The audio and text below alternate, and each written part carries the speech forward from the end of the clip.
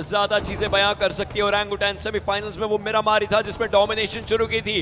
अब फाइनल्स की बारी आ चुकी है। एसओए आज के दिन की शुरुआत अच्छी नहीं हुई है, लेकिन उसको अंजाम तक अच्छे तरीके से लेकर जाने की पूरी कोशिश हो सकती है, और उस कोशिश पर जाने के लिए ये फाइट बहुत जरूरी है जीतना। लेकिन आरू एक्सो के द्वारा डाउन किया जाएगा। सारे के सारे खिलाड़ी आ चुके हैं, लेकिन क्या ये सही डिसीजन रहेगा? एक ओपी चलिए, एक खिलाड़ी को डाउन किया, एक और को डाउन किया।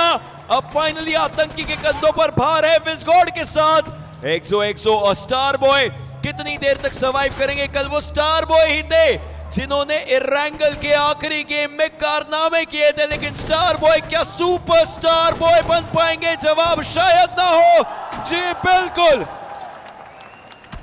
ओरंगुटैन उन्होंने सबसे बड़ी चीज करी है कि अपना अभी तक एक भी खिलाड़ी उन्होंने गवाया नहीं है, पर अब बारी आती है वहां से एफएससी स्पोर्ट्स की। एफएससी स्पोर्ट्स उन्होंने भी फिनिश फीड रीड किया और उनको भी पता है कि सामने दो प्लेयर वहां पर डाउन पड़े, पर स्पावर उन्होंने सर्वर को देख लिया, सर्वर डाउन हुए, सर्वर उनका एलिमिनेशन हो गया। चलती गाड़ी से स्प्रे कंट्रोल बढ़िया आता हुआ क्रिप्टो का, और चलती गाड़ी से ओरंगुटैन के खिलाड़ियों को उन्होंने गिरा दिया। विजॉट वो भी डाउन हुए, यानी आतंकी अब एक आखिरी खिलाड़ी बचे हुए अपनी टीम से, और वो प्लेयर हील करता हुआ, और मैक्स उनको पता तक भी नहीं, सही समय रहते उन्होंने अपने आप को हील किया है। पर डिवोटी इसी बीच वो डाउन हुए। देखने की बात कि अब जो ये सर्कल का एज है वो किसको मिलने वाला है। सर्कल के एज के अंदर की तरफ को टीम सोल है, लेकिन वो कंपैरेटिवली एक लोअर एरिया पर है, और ऊपर की बात अगर करी जाए तो वहां से वीएक्सी के प्लेयर्स को मूव करना पड़ेगा। लेकिन सर्कल धीरे धीरे आना शुरू हो चुका है। 30 सेकंड का समय है। हर एक मीटर से आपको डैमेज पड़ता ही रहेगा। ये फाइट टीम सोल के लिए बहुत जरूरी हो सकती है, और वीएक्सी ने भी सोच लिया कि इस फाइट को लेंगे, लेकिन यहां पर खिलाड़ी को डाउन करने की शुरुआत हो चुकी है। चलिए एक एक करके प्लेयर्स को डाउन किया जा रहा है। रोनी ने कहा है कि आज ही रोनी वार बनेगा। एस्पावर, ये अगला ग्रेनेड एस्पावर के ऊपर आ सकता है, लेकिन साइड लाइन से वो बचते हुए क्या ये खिलाड़ी इकलौता होकर के फाइट निकालेगा? डैमेज बहुत दिया है। एस्पावर taking matters in his own hands, shutting the players down. कोई रोक सके तो इसे रोके, क्योंकि इस एस्पावर के सोल में जो पावर है वो कहीं ना कहीं से एक अलग ही गॉड लाइक खिलाड़ी बनाती है। And he is looking stronger than ever. एस्पावर, come on, how do you do it every single damn time?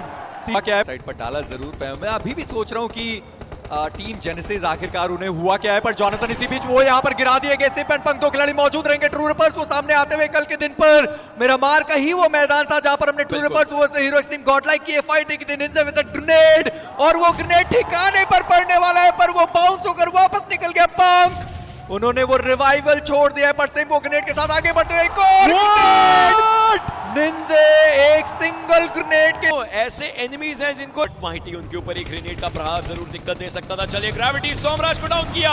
ये पूरी फाइट अब छिड़ चुकी है, और इस पूरी फाइट का फायदा एक्चुअली वीएक्सी उठाने की कोशिश कर सकती है। आदित्य एक और खिलाड़ी को टेक डाउन किया, लेकिन बैक एंड से आए तो आइकॉन एस्पावर number 7, number 8 will it B?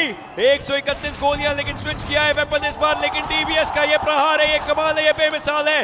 Number 8 for him. ये 1-on-1 की बैटल है, ये पूरी फाइट है। ग्रेविटी लेकिन वो इंफॉर्मेशन बता सकते हैं, बट डायनासिस को देखा जा चुका है। एस्पावर, will it be the grenade that ends it all? एक डीबीएस के साथ this lad is meant for bigger things, this lad is meant for greater things, this lad is meant for the trophy. The Prince of BGMI does it again. The Prince of BGMI आ रही है जो शायद help करेगा उन्हें। देखिए उनको तो help